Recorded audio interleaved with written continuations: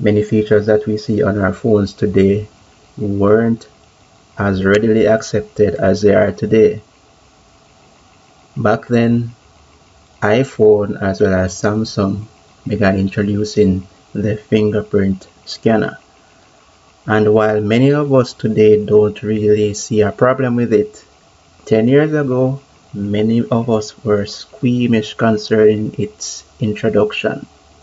Besides, a lot of us didn't want to even add our facial features to our phones, or even register our faces and fingerprints on a government registry, nonetheless put them on a phone.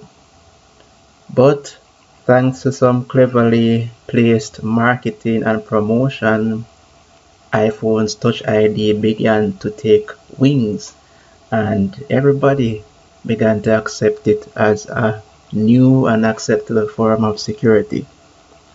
Samsung later began to improve on its technology, and because of this, its fingerprint sensing capabilities were also improved. Other manufacturers also began to incorporate the technology in their device lineup too, and today we see this as an essential but necessary form of security on most smartphones and tablets. However, Samsung decided to take things a bit further.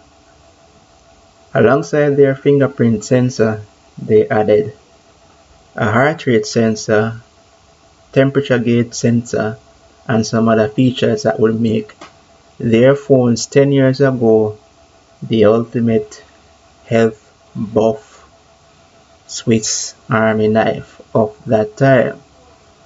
What I mean by this is you could take out your Samsung S6, S6 Edge Plus, S6 Edge, S7, S8, S9, and S10 along with their Note variants, the Note 4, Note 5, Note 6, Note 7, Note 8, Note 9, and to some extent the Note 10.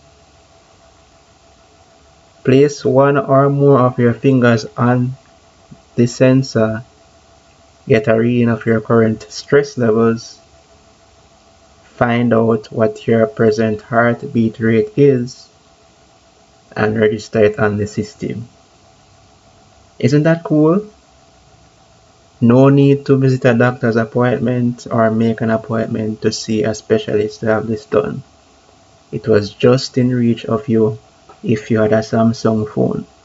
Now, if you own one of these phones today, consider yourself very fortunate because the S10 was the last device to hold the Samsung Health app.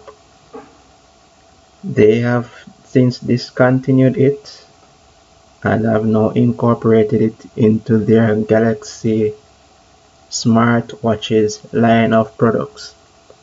So if you have one of these phones today, hold on to them tightly. I suppose that after seeing this video, many persons will be motivated to sell their phones with these features for an extra buck or two. But if you don't use it, now is the time to consider using it. What are your thoughts on the Samsung Health app?